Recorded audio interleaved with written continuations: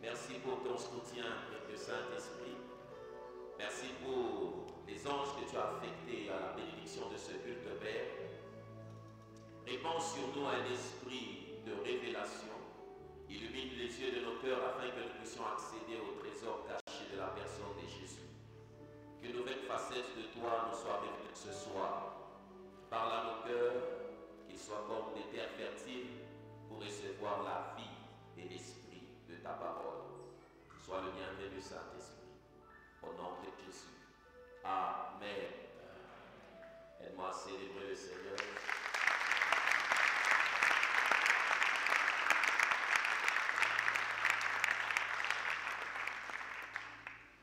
Bienvenue en cette première journée de notre deuxième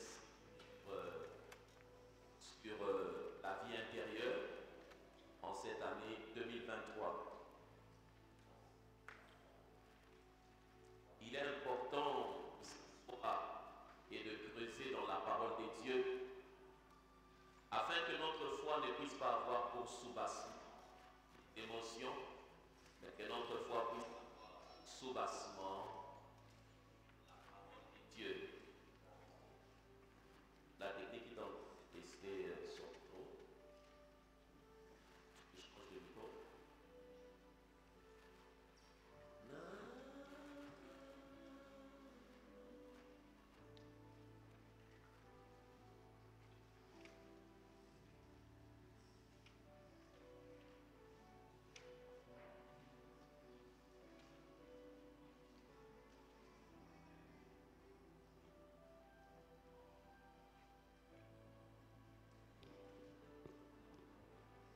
Un jour, nous irons au ciel, il n'y aura plus de micro.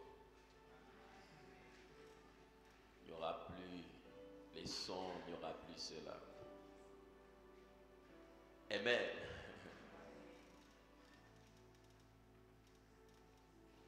Notre passage de base, qui est notre cheval de bataille cette année, se trouve dans Éphésiens chapitre 3, le verset 16.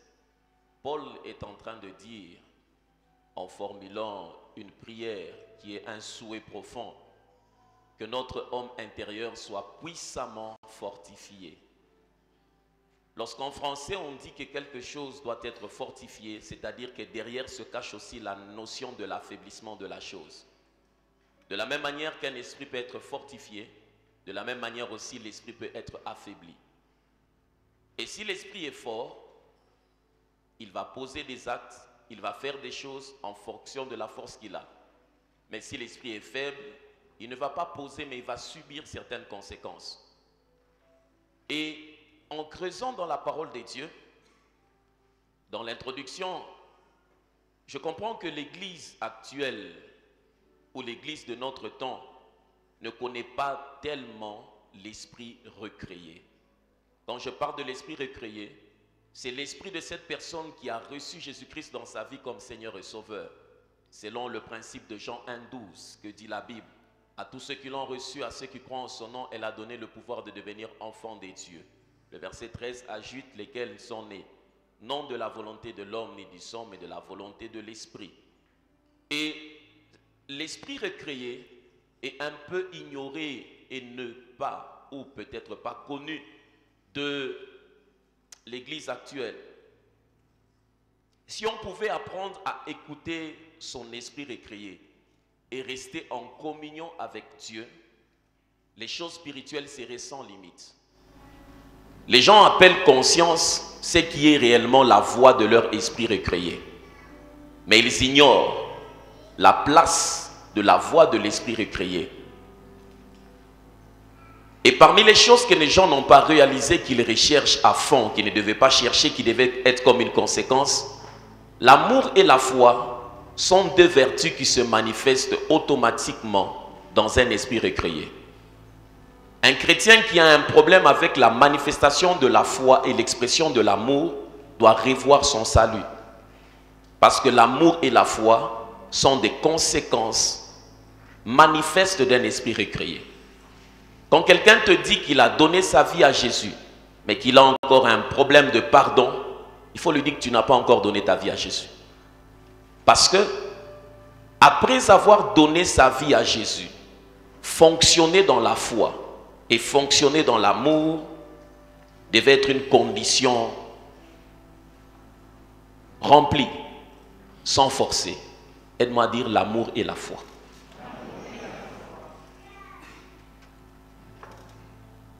Mon introduction ou bien mon enseignement d'aujourd'hui, je peux le donner en 10 phrases.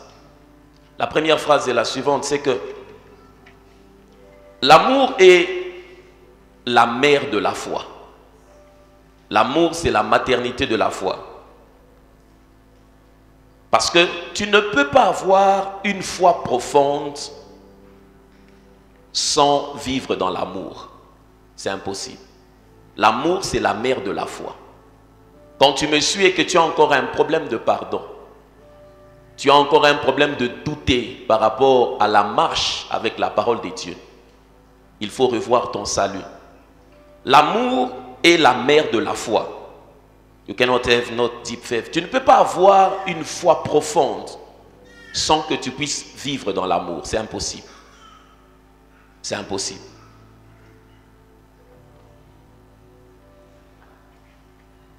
La deuxième des choses, c'est que l'esprit recréé, on parle de recréer parce que quand quelqu'un reçoit Jésus-Christ dans sa vie comme Seigneur et Sauveur, ce n'est pas que Dieu améliore la condition de son esprit, mais il y a un nouveau lui qui vient sous l'influence de la toute-puissance surnaturelle du Saint-Esprit. C'est ainsi que l'on parle de la nouvelle naissance. On ne parle pas de l'amélioration de vie, mais de la nouvelle naissance. La deuxième des choses, c'est que l'esprit recréé est la fontaine de la sagesse et de tous les fruits mentionnés dans Galates 5, 22. L'esprit recréé est la fontaine. Quand on parle de fontaine, ça doit jaillir, ça doit sortir. Quand quelqu'un a donné sa vie à Jésus, marcher dans la foi, ne se force pas. Marcher dans l'amour, ne se force pas. C'est sa nature. C'est comme un lion qui naît dans la famille des lions. Se nourrir de la viande ne sera pas un exercice compliqué. Il aura déjà le goût parce que c'est lié à son ADN. L'amour et la foi est lié à l'ADN de l'esprit recréé. Et deuxièmement, comme je disais, l'esprit recréé, c'est la fontaine de la sagesse et des fruits. Et du fruit, pas des fruits, mais du fruit de l'esprit. Selon Galates 5, le verset 22.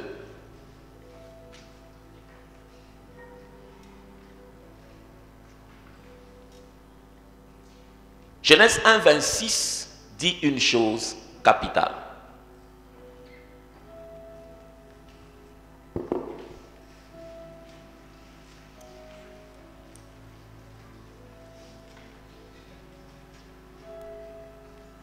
Puis Dieu dit, faisons l'homme à notre image, selon notre ressemblance, et qu'il domine sur le poisson de la mer, sur les oiseaux du ciel, sur le bétail, sur toute la terre et sur tous les reptiles qui rampent sur la terre. La forte déclaration de Genèse 1, 26 n'a pas été saisie à sa portée, à sa juste valeur. Dans la version amplifiée, quand on dit tout de même, faisons, Père, et puis on ouvre une parenthèse, on dit Père, Fils et Saint-Esprit, pour faire comprendre la réunion qu'il y a eu. Père, Fils et Saint-Esprit se sont mis d'accord, l'unanimité, à notre image, selon notre ressemblance, et qu'elle ait une autorité complète, sur les poissons de la mer, sur les oiseaux du ciel, les bêtes et sur toute la terre. Dans la version Shiraki, il est dit, faisons une réplique de nous. C'est-à-dire un autre comme nous. Pas en forme, mais en classe. Dieu est esprit et il a créé un esprit. Ce n'est pas la forme, mais c'est la nature. Et l'homme avait perdu cette nature, ce contact avec Dieu à cause de la chute. Mais Jésus est revenu pour nous remettre sur la même fréquence que Dieu par le salut. Ainsi, un homme qui a donné sa vie à Jésus est rentré comme à Éden, dans la même déclaration que Dieu a dite, faisons l'homme à notre image. Il est restauré, il est à la fréquence divine, c'est-à-dire il peut opérer surnaturellement. Le corps physique possède 5 sens. Et ce sont ces 5 sens qui nourrissent le cerveau. Un cerveau qui n'est pas nourri par les 5 sens, on dira que cet enfant est Kobumbafu, il est idiot, il est un imbécile. Parce que pour que le cerveau fonctionne, il a besoin des informations extérieures, en images, en son, en comparaison. Mais ces images extérieures au cerveau sont reçues par les 5 sens. Mais ça fait assez que l'homme puisse opérer physiquement. Mais pour que l'homme opère spirituellement, il a besoin aussi que son esprit soit nourri selon le principe de 1 Pierre 2,2.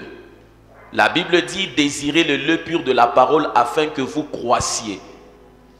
Chaque fois que le français utilise un terme, c'est-à-dire que son contraire aussi existe. Croître veut dire faire un pas, se développer. Ce qui ne grandit pas, s'atrophie. Ce qui ne grandit pas, se rétrécit. Ce qui ne grandit pas, a droit de s'affaiblir. Mais d'où viennent les choses qui nourrissent l'esprit? Si le cerveau est nourri par le 5 sens, l'esprit est nourri par la parole. Et par la parole comment? Par le temps que nous y investissons dans la méditation, dans la communion, dans la réflexion. Vous êtes avec moi? Malheureusement, la manière dont les hommes ont été éduqués, on a beaucoup plus travaillé à former leur homme physique. Kenyon, l'un des grands orateurs dans le monde, dit une chose. Il dit, former seulement le physique, c'est former un champion de catch. Éduquer seulement le mental, c'est former un intellect anarchiste. Développer seulement le spirituel, c'est faire de lui un fanatique. Que faire? Il faudrait qu'il puisse avoir équilibre dans tous les domaines. La troisième chose, c'est que la nature spirituelle de l'homme est capable d'être éduquée afin de connaître Dieu et de communiquer intelligemment avec lui. La nature spirituelle de l'homme est capable d'être éduquée. L'éducation spirituelle existe. Quand Paul dit que votre homme intérieur soit fortifié, c'est-à-dire qu'il y a possibilité de s'affaiblir, mais lorsque l'homme intérieur est fortifié, c'est-à-dire qu'il subit une éducation. Et cette éducation spirituelle va contribuer à 2 choses.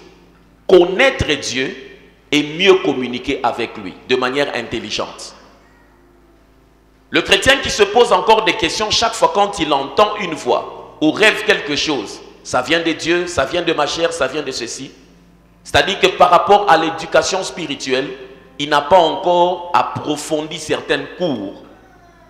Parce que si son esprit est éduqué, il arrivera à connaître et communiquer intelligemment avec Dieu. Dieu a dit dans Genèse 1,26 que nous avons lu, faisons l'homme à notre image, c'est-à-dire qu'il soit sur notre fréquence, qu'il puisse comprendre notre langage, qu'il puisse fonctionner comme nous, qu'il puisse opérer comme nous. Le péché a fait la mort, l'homme a quitté sa fréquence, mais le salut l'a ramené à sa fréquence. C'est ainsi que l'on parle de la nouvelle naissance.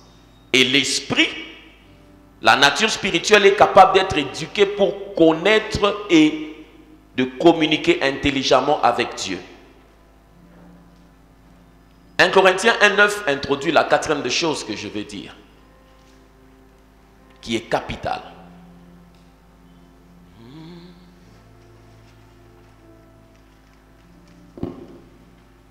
Come on, come on. Il vous affermira aussi jusqu'à la fin, pour que vous soyez irréprochables au jour de notre Seigneur Jésus-Christ. 1 Corinthiens 1,9. C'est pas ça. Dieu est fidèle, lui qui vous avait appelé à la communion de son Fils, Jésus-Christ notre Seigneur. Relis-moi ça. Dieu est fidèle. Dieu est fidèle, lui qui vous a appelé à la communion de son Fils, Jésus-Christ notre Sauveur.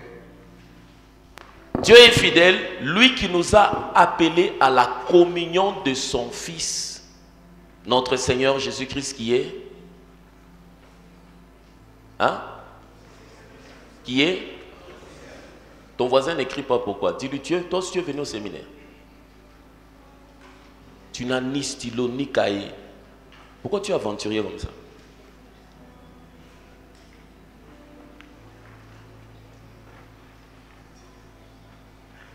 Tout ce que Jésus a fait, parce que l'homme avait perdu sa position de celui qui domine. Quand l'homme était dans le jardin, il ne pouvait pas fuir le lion. Il ne pouvait pas fuir le tigre. Il ne pouvait pas fuir les animaux féroces.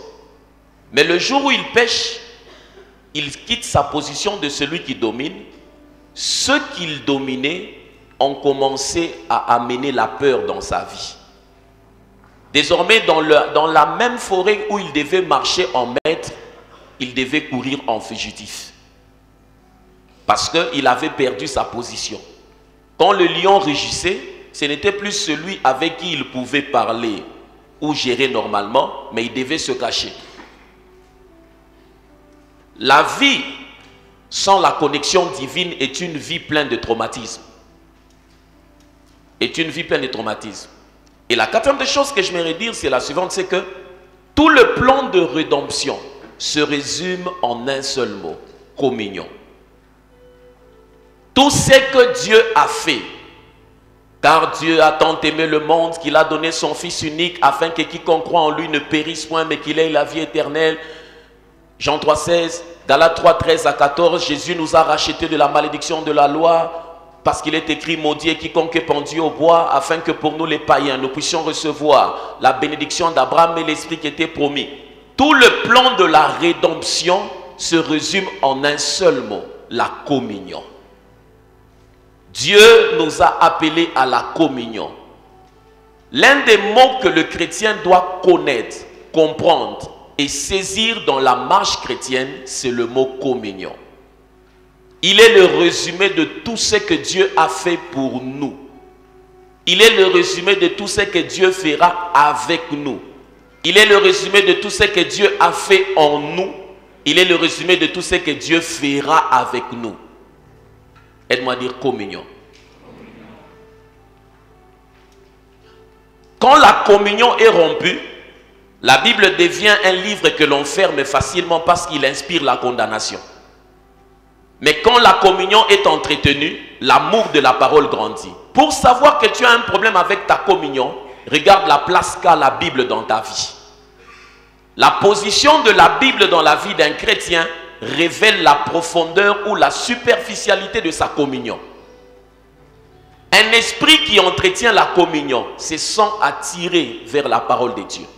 Parce que dans l'éducation spirituelle, il cherche à connaître et à communiquer intelligemment avec Dieu. Ce souci de connaître et de communiquer avec Dieu se manifeste par la communion. Et la manifestation de la communion se fait ressentir par l'un des grands paramètres, la place de la prière et de la parole. Quand un chrétien a toutes les raisons pour justifier le fait de ne pas être un lecteur de la Bible, le fait de ne pas être à genoux quotidiennement, pas sporadiquement, pas ce genre de personnes qui prient lundi et puis viennent prier mardi, il prie mercredi et puis vient prier la semaine prochaine. Il prie quand il a des problèmes. Ça, ce n'est pas quelqu'un qui a une communion. Dis-moi, quelle est la place de la parole de Dieu dans ta vie? Je te dirai quel est le niveau de ta communion.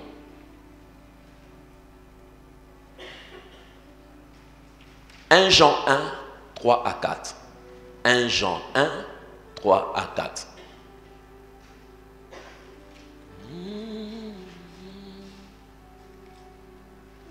Ce que nous avons vu et entendu, nous vous l'annonçons à vous aussi, afin que vous aussi vous soyez en communion avec nous. Or, notre communion est avec le Père et avec son Fils Jésus-Christ. Et nous écrivons ces choses afin que notre joie soit parfaite. Yes. Pour que vous soyez en communion avec nous, pour que vous puissiez faire un avec nous, nous vous avons donné ces paroles. La question que je pose à ce niveau, est-ce que quand tu te réveilles le matin, sens-tu l'engouement de lire la Bible? Est-ce que quand tu te réveilles le matin, te sens-tu poussé à passer du temps dans la présence de Dieu? Quand parmi tes habitudes, prier, lire la Bible, étudier la Bible n'est pas à jour, c'est-à-dire qu'il y a un sérieux problème dans ta communion. La communion peut être rompue, mais la relation peut demeurer.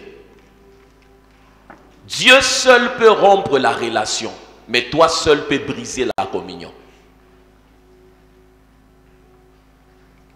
Dieu seul peut rompre la relation, mais toi seul peux briser la communion.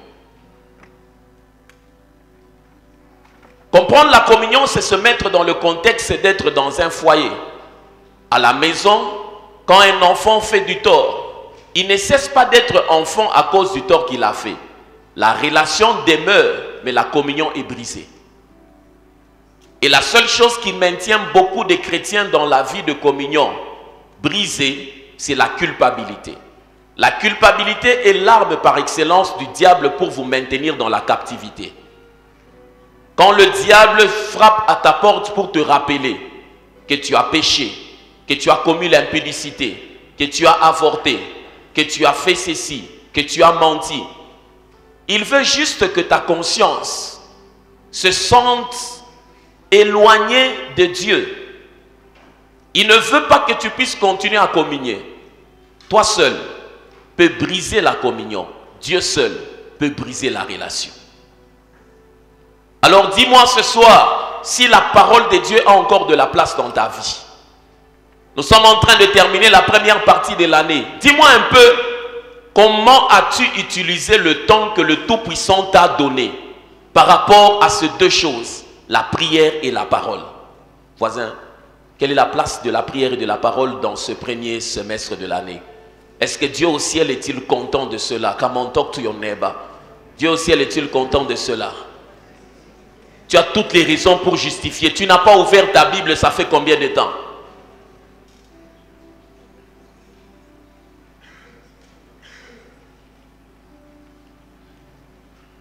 Et la Bible dit dans ce passage que nous avons lu, c'est pour que nous puissions participer à la joie. On a dit ça? Relis-moi ça.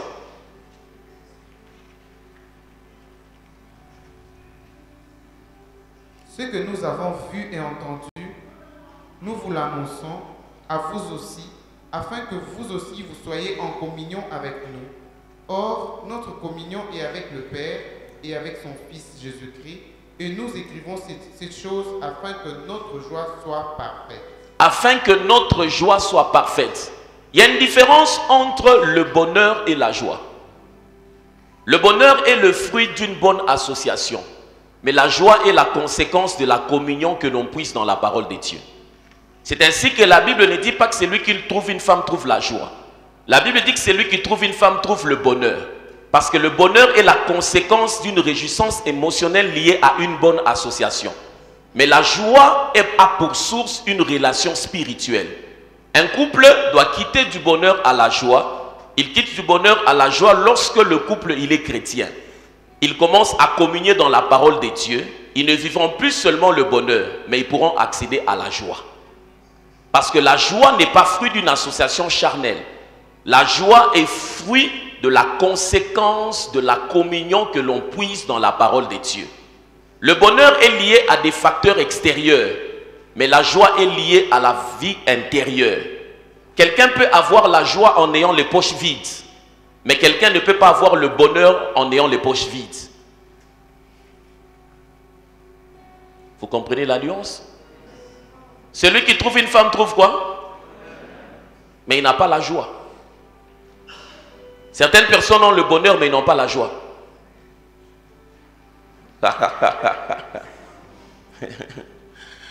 Notre communion, elle est triple. Notre communion, elle est triple. Quand un esprit est en train de s'affaiblir, il va s'affaiblir dans ces trois choses. C'est au Congo, ne vous en faites pas. Quand un esprit est en train de s'affaiblir, il va s'affaiblir dans ces trois choses. Parce que la communion, 1 Jean 2, 8 à 9. Souvent les gens se retrouvent qu'ils sont faibles, mais simplement parce qu'ils ignorent ces réalités. Un esprit recréé doit poursuivre la communion. L'éducation spirituelle implique qu'il cherche à connaître et communiquer avec Dieu de manière intelligente. La prière a de la place quotidiennement. La parole a de la place. 1 Jean 2, 8 à 9. Toutefois, c'est un commandement nouveau que je vous écris.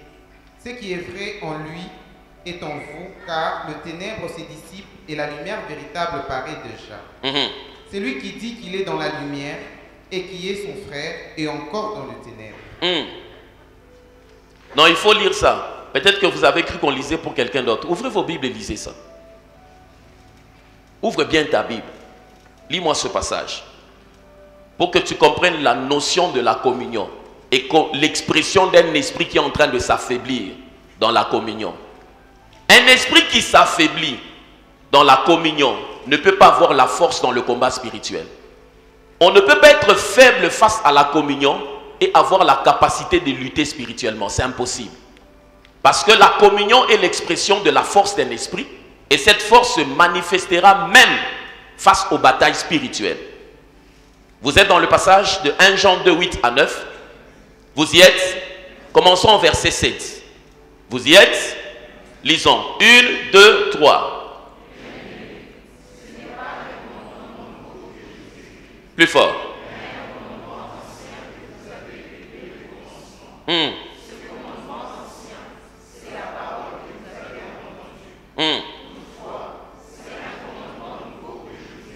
Yes.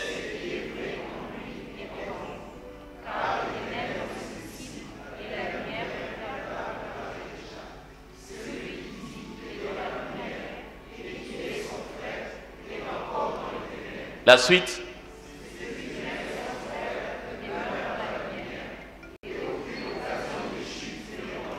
Relis bien le verset 9 et 10. 1, 2, 3.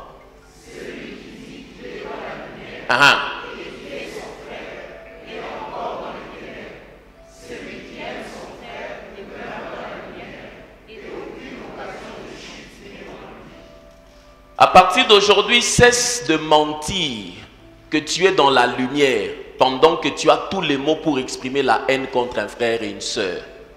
La Bible dit celui qui est son frère est dans les ténèbres. Parce que l'esprit recréé manifeste facilement, automatiquement deux choses qui sont... Comment tu n'entends pas? Tu ne peux pas prétendre que tu aimes quelqu'un lorsque tu as la capacité d'haïr. Haïr se manifeste par le mensonge que tu sais qu'il est faux, mais que tu soutiens quand même à l'égard de quelqu'un. Et tu payes même le transport pour aller raconter des mensonges. Et tu dis des choses que tu connais que c'est faux. la Bible te dit juste une chose. Toi là, tu es dans le ténèbre. Avant de dire que j'ai pris, je ne vois pas des choses, la communion est triangulaire. Un esprit recréé est en communion avec Dieu, sa parole et les autres. Dieu, sa parole et les autres. C'est le triangle de la communion. Il ne peut pas être en communion seulement avec Dieu qu'il ne voit pas. C'est un mensonge. Il ne peut pas être en communion seulement avec la parole qu'il lit. C'est un mensonge. Pour que la communion soit communion, elle doit se faire ressentir à 3 niveaux. Avec Dieu, avec sa parole et avec les autres. Dis-moi comment tu parles des autres, je te dirai si tu es dans la lumière ou tu es dans les ténèbres. Mais la Bible fait comprendre que celui qui marche dans la haine à l'égard de son frère vit dans quoi? Vit dans quoi? Voisin, es-tu dans la lumière ou dans les ténèbres?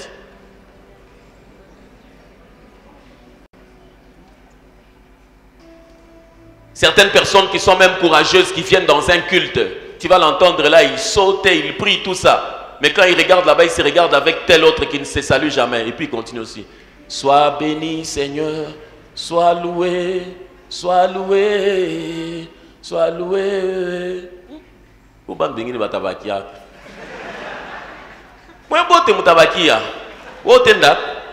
Parce que tu es dans le ténèbre. Tu es dans le ténèbre.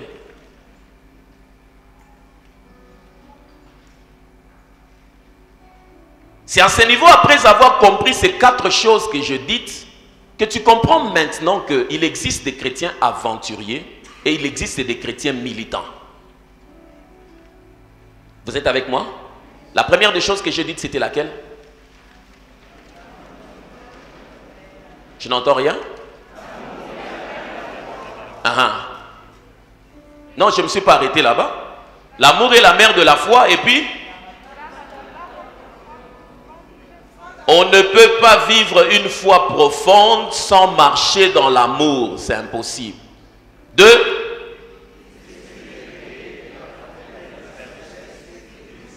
Ah. 3.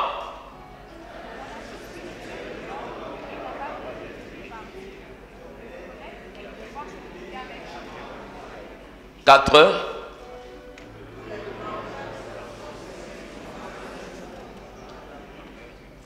Ces réalités s'enchevêtrent, comme on dit en français, se positionnent l'une sur l'autre. C'est lorsque tu as compris ces 4 choses que tu regardes comment tu vis, soit c'est de l'aventure que tu fais, soit c'est de la consécration. Ainsi, dans ma 5e phrase, je fais comprendre que, alors, le royaume spirituel, c'est quoi? Le royaume spirituel, c'est une réalité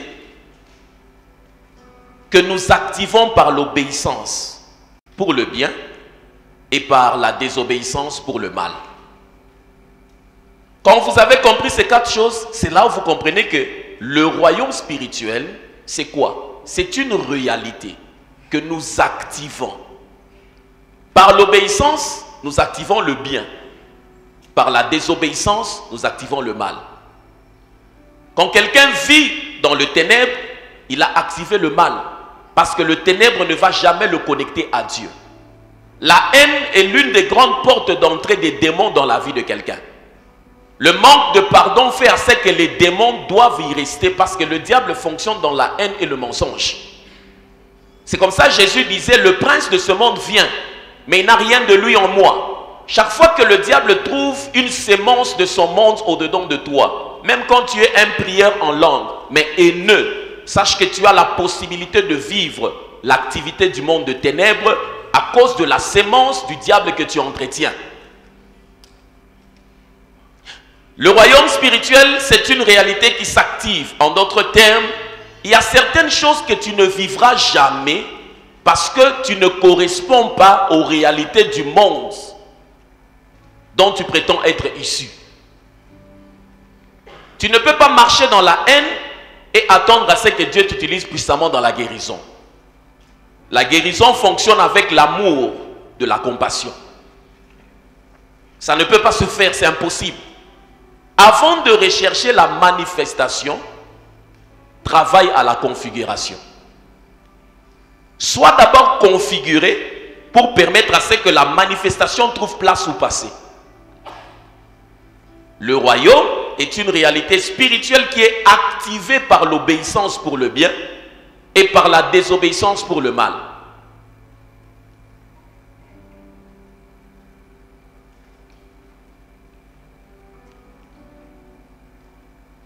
Vous êtes avec moi? Je suis à la quantième phrase. Dans la 6e phrase, je fais comprendre alors ceci. C'est que comme le royaume spirituel est activé par l'obéissance pour le bien et par la désobéissance pour le mal, alors Jésus n'est pas Seigneur dans tous les compartiments de ta vie.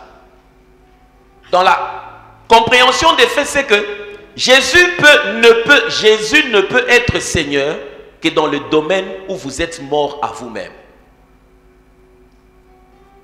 Jésus ne peut être Seigneur que dans les domaines où vous êtes mort à vous-même. Quand on regarde la configuration spirituelle, on regarde la vie de certaines personnes, Jésus est Seigneur à 5%. Mais Jésus sera toujours sauveur à 100%. Parce que le salut, nous y accédons automatiquement à la minute et à la seconde quand nous recevons Jésus-Christ. Le jour où tu as reçu Jésus-Christ dans ta vie comme Seigneur et Sauveur, tu te rappelles c'était quand? Qui se rappelle de la date, du lieu? Qui se rappelle du lieu où il a reçu Jésus-Christ dans sa vie comme Seigneur et Sauveur? Lève bien la main. Ton voisin n'a pas de souvenir de son salut. Il se souvient seulement comment on ne lui avait pas donné le poulet à la fête.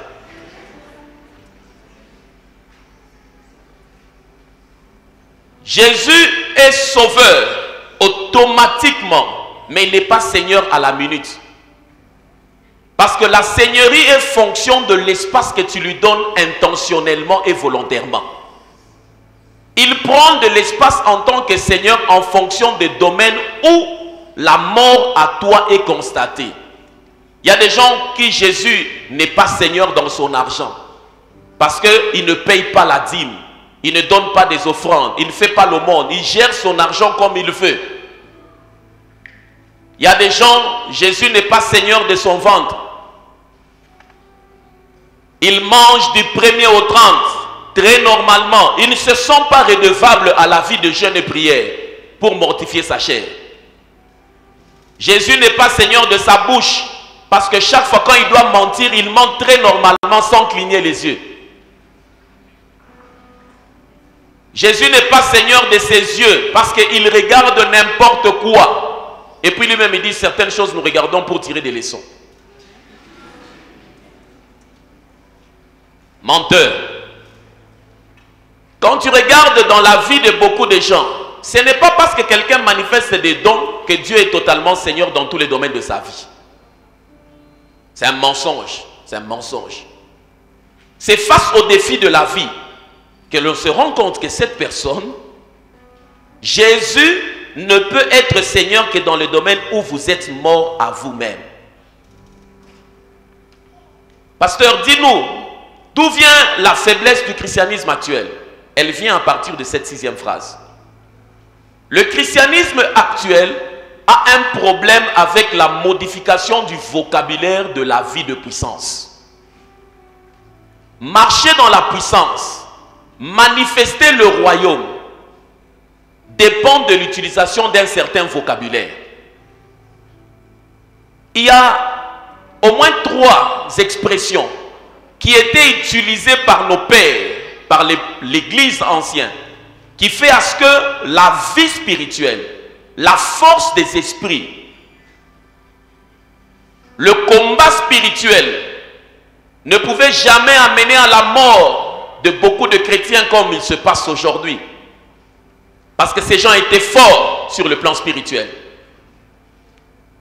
Ces 3 termes et ces expressions qu'il faut ramener dans l'étude de la vie intérieure. Le premier, c'est sacrifice.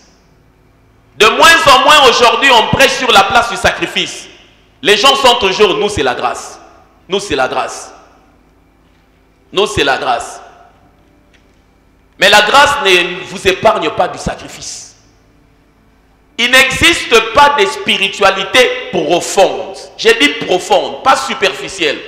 Une fois dans les évangiles, Jésus a dit aux disciples, avancez en profondeur. Parce qu'au bord, on ne pouvait pas trouver le poisson. Vous vous rappelez? Il existe les chrétiens qui sont au bord. Ils ne peuvent pas avoir certaines catégories de poissons.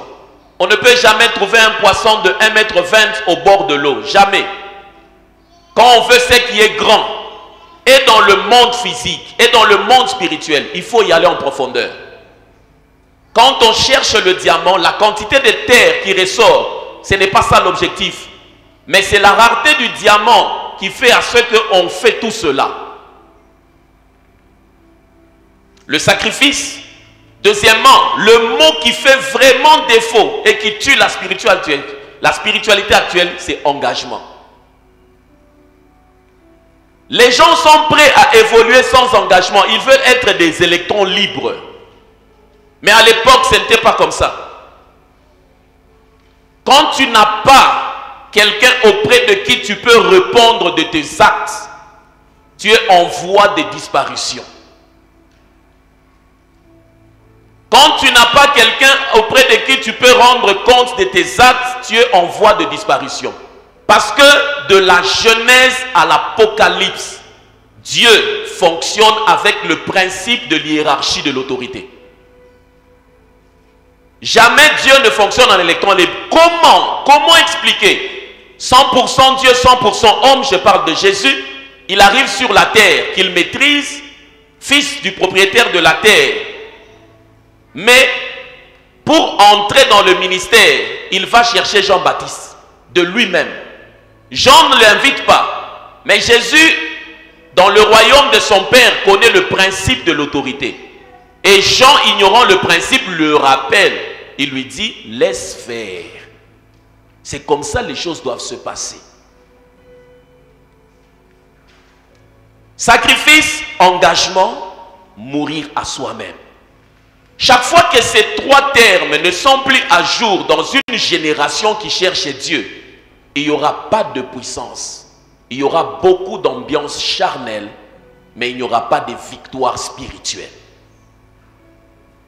Les générations qui ont marqué l'histoire de Maria Woodworth-Etter, de Charles Finney, dans le livre de Heidi Nabala, papa, l'apôtre, un jour il a prié pour quelqu'un comme ça, Mampepe Nalamuka. Le démon lui a posé la question, toi, est-ce que tu es inscrit dans les livres des puissants de Dieu? Et puis, il s'est senti défié. Ce démon n'est pas parti. Dans ce livre, il écrit qu'il n'est pas rentré à la maison. Il est sorti pour aller en retraite. Tellement il s'est senti défié, ce démon n'était pas parti. Et cette personne est partie avec ses démons. Il a échoué de chasser. Le démon l'a regardé et lui a dit, toi, est-ce que tu es inscrit dans les livres des puissants de Dieu? Il était habitué à faire des choses, mais ce jour-là, en Afrique, comme Kibumbash. Beaucoup de chrétiens de ce temps évoluent sans sacrifice, sans engagement. Il vient au culte quand il veut, il sert comme il veut, mais il attend quand même que le ciel le bénisse. Mensonge. Sans mourir à soi, impossible. La vie de l'esprit de beaucoup est enfermée dans le carcan de sa chair. Dans le carcan de sa chair. Et dans le principe de la vie, il faut que le grain meure pour que la vie sorte. On ne peut pas accéder à la puissance de la croix. La puissance de la croix sans mourir, c'est impossible. Paul nous passe les mots dans Galates 2, le verset 20. Sacrifice, engagement, mourir à soi. Est-ce que alors que tu me suis dans ta vie chrétienne d'aujourd'hui, pouvons-nous retracer ces choses? Sacrifice, engagement. Il y a certaines personnes, non, je vais commencer à prier à partir de 5 heures. Premier jour, deuxième jour, troisième jour. Le réveil sonne. Oh Dieu, je te bénis, je te rends gloire. Tu es Seigneur. Tu es Seigneur, Yangabita. Le Dieu des alliances. Shabababa. Quand il fait Shabababa, Dieu n'a la.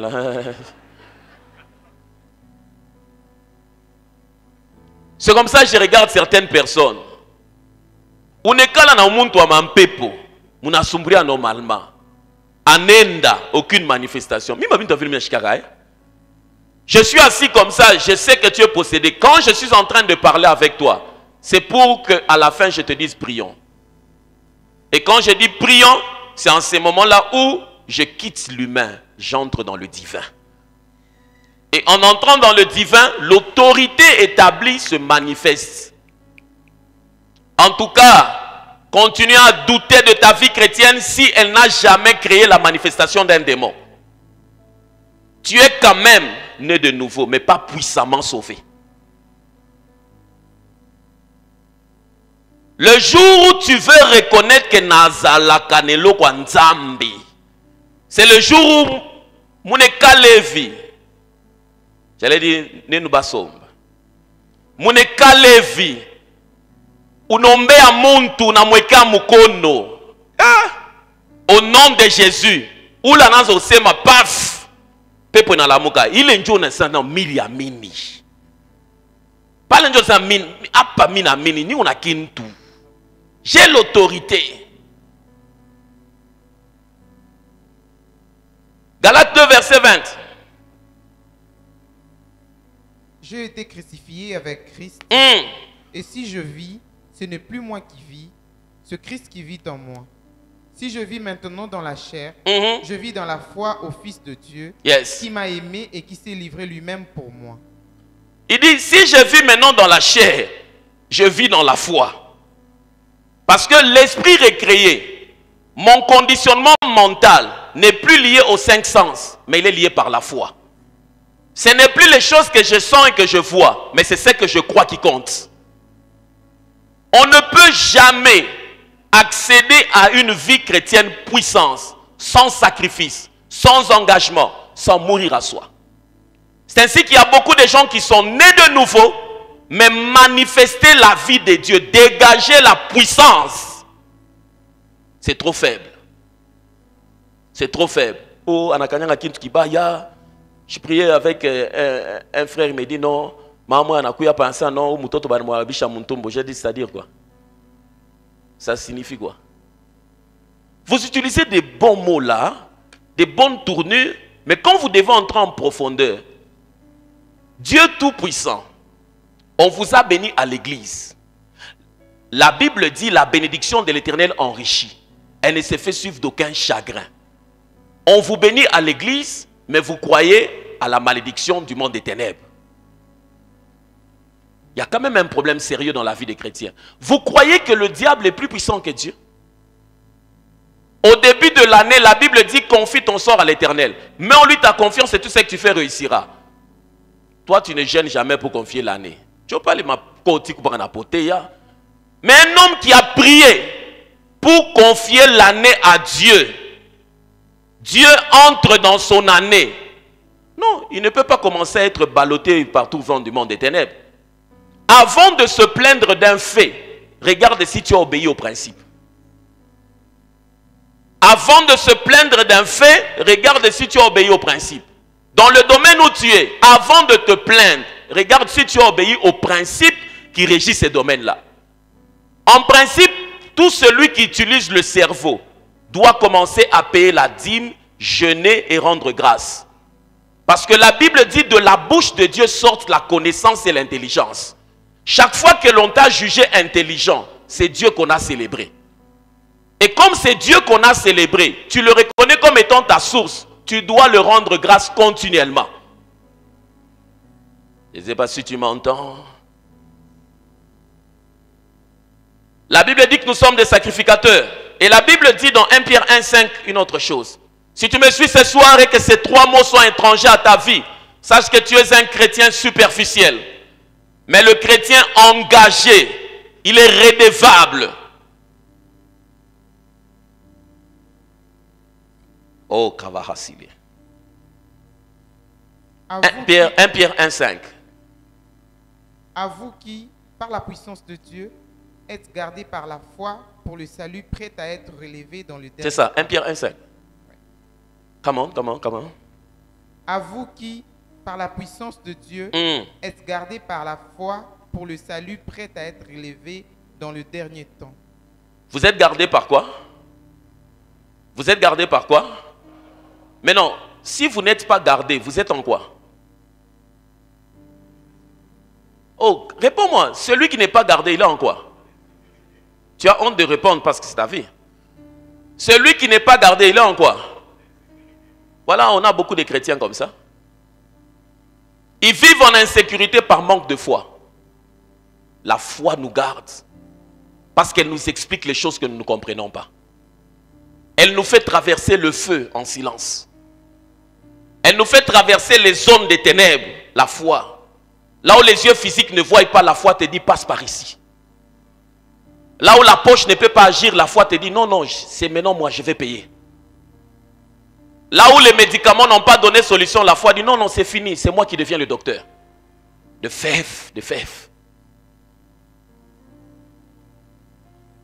Quantième phrase. Quantième? Ça, c'est la 7e que je vais donner. Ouais. Dans mon introduction, j'ai écrit ça en 10 phrases. Ça explique tout ce que j'ai voulu dire. Dans la 7e phrase que je donne, c'est que les sacrifices ne sont pas faits pour gagner la faveur de Dieu, mais pour légalement libérer sa puissance surnaturelle sur la terre. Les sacrifices ne sont pas faits pour gagner la faveur de Dieu. Quand tu jeûnes, ce n'est pas pour corrompre Dieu.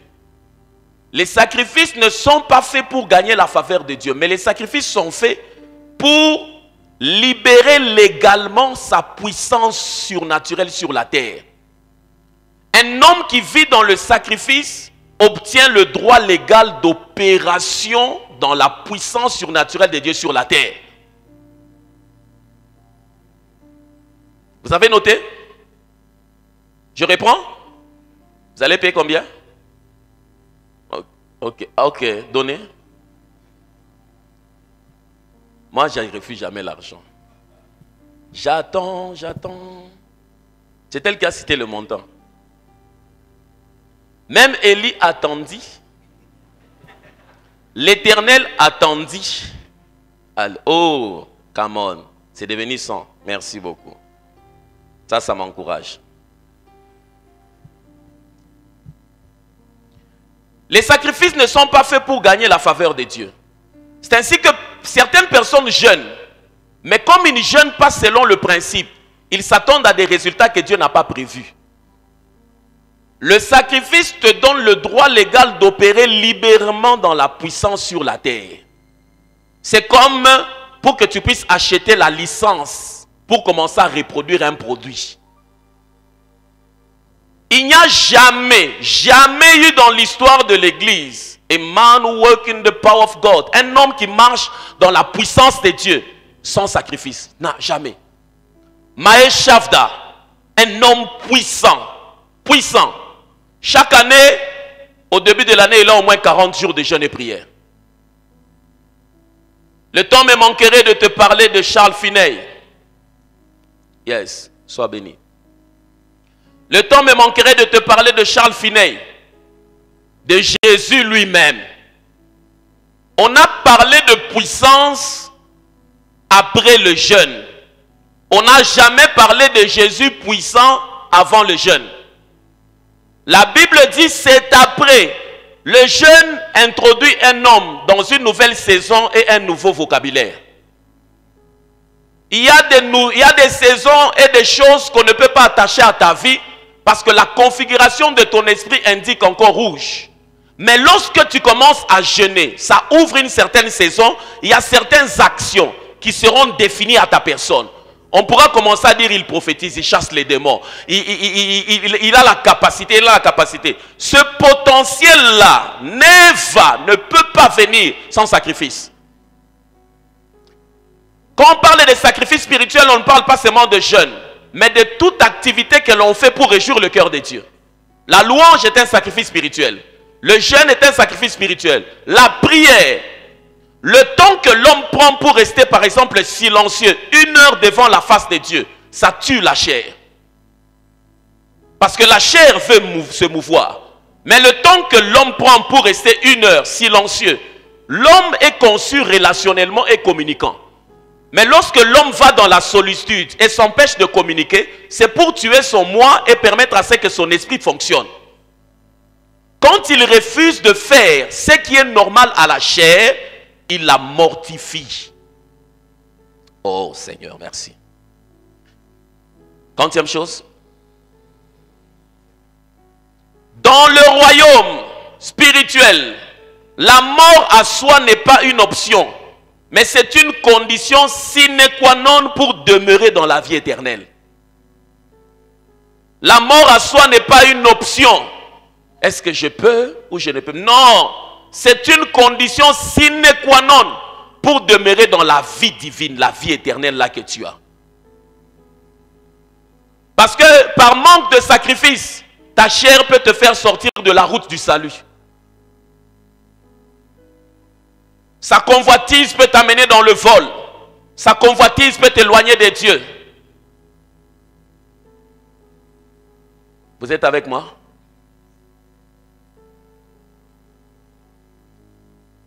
Dans le royaume, la mort à soi n'est pas une option, mais c'est une condition sine qua non pour demeurer dans la vie éternelle.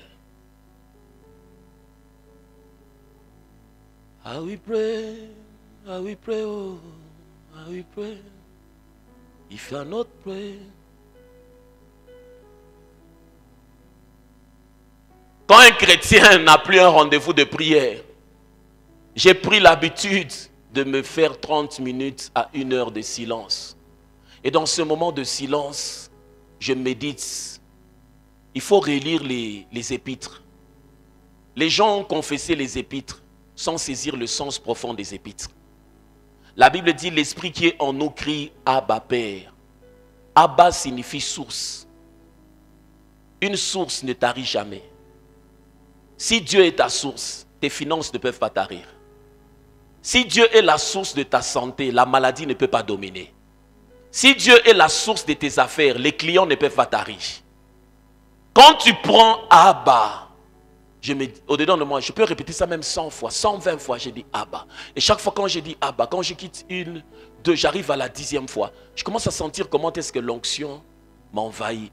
Là, je tombe dans le passage de la Bible qui dit un flot appelle un autre flot. Parce que Dieu, c'est un Dieu des dimensions. Quand tu restes dans cette dimension-là, il sent que tu as soif, il te soulève. C'est comme ça dans la vision, dans la Bible, on a dit, il était dans la vision et puis dans la même vision, on lui a dit, monte ici. Pour dire que le monde spirituel est structuré en sphères des dimensions. Mais il y a certaines dimensions où on ne peut pas y accéder seul, il faudrait qu'on t'y invite. On t'y invite par celui qui a déjà fait des pas dedans. C'est comme ça, les associations sont les canaux par excellence par lesquels on est connecté à de nouvelles onctions. La mort à soi n'est pas une option, mais c'est une condition. Une condition. Salut le Saint-Esprit. Est-ce que le sacrifice, l'engagement et la mort à soi?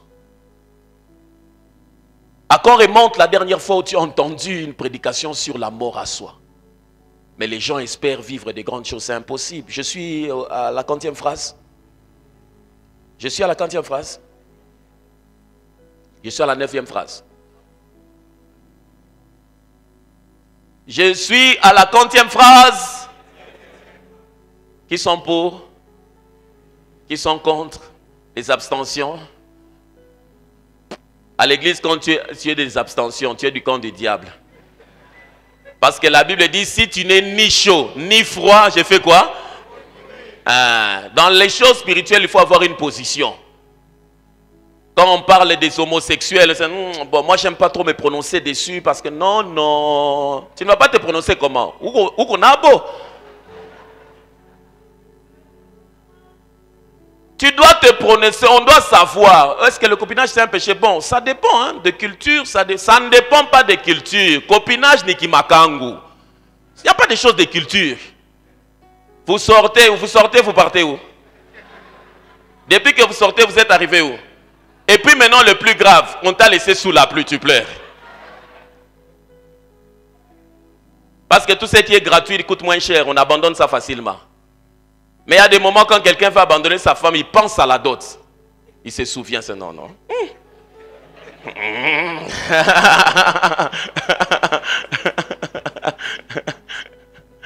Il pense, quand je pense à la dot, à la fête et à la déco.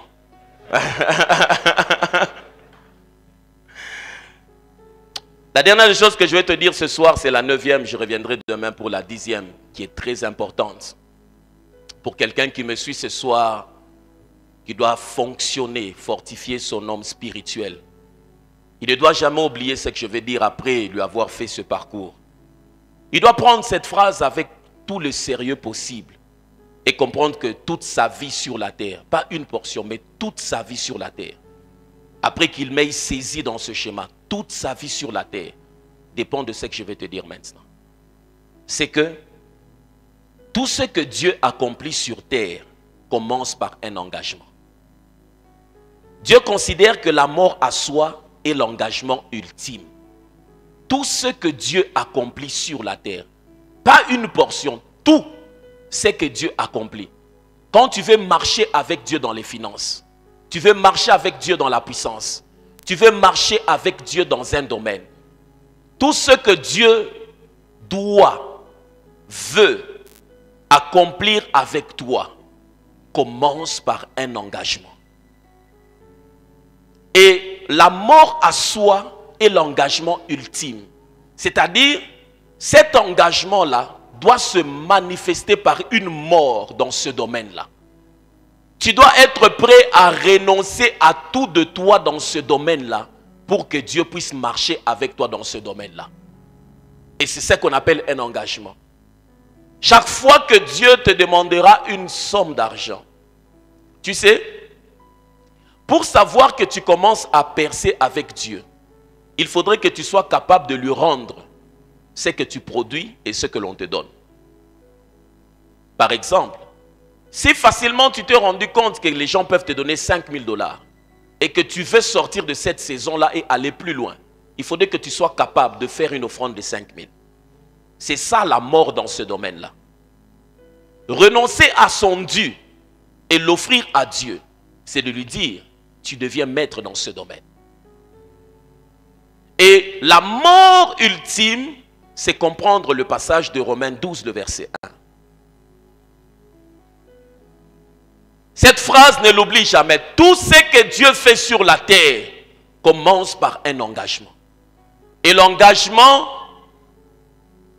se manifeste par l'engagement ultime, c'est quoi?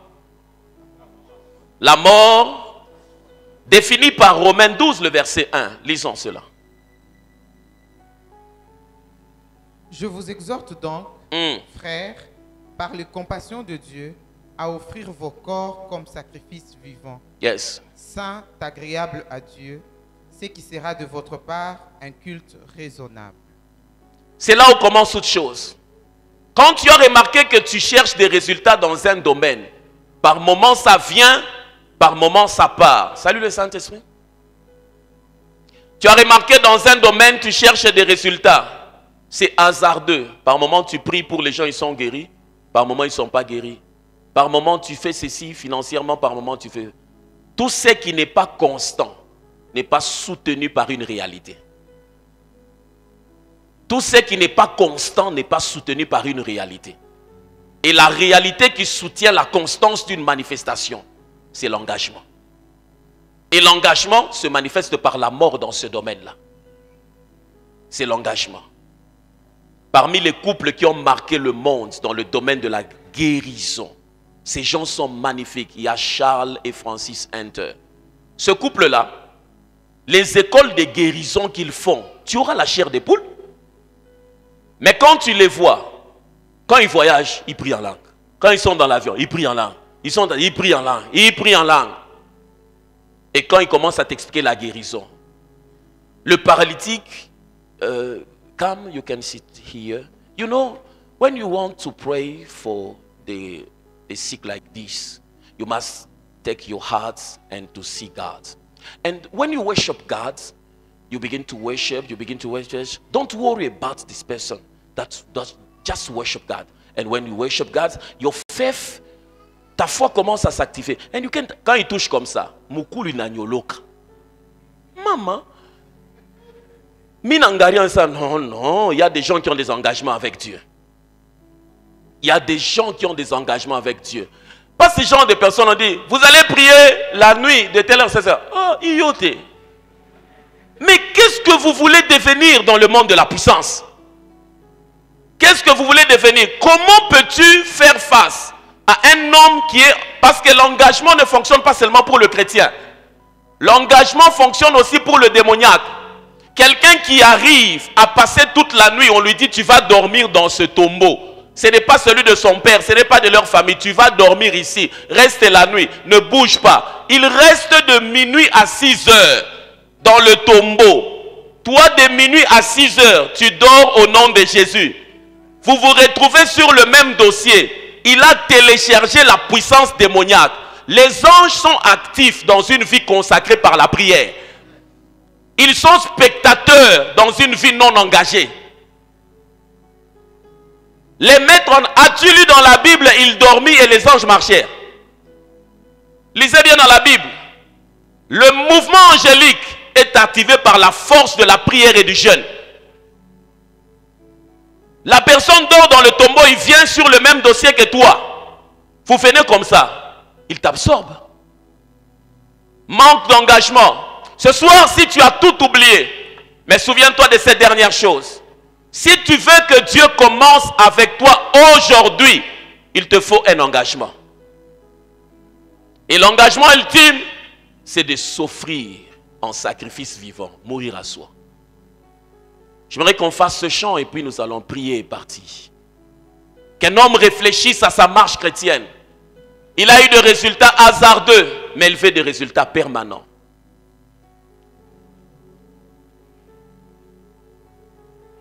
Oui, prends tout, Seigneur.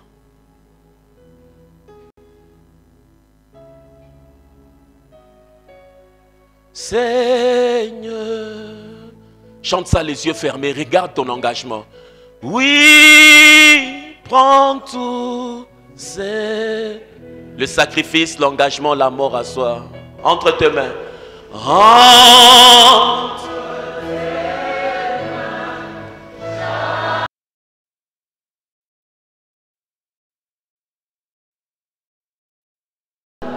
Pose ta main sur ton cœur, ta main droite.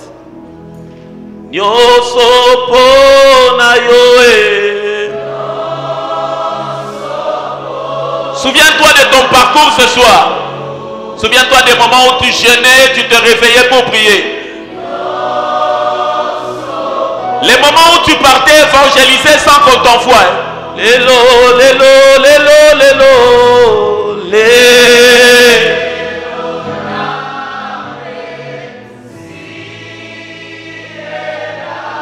Le moment où tu avais peur de mentir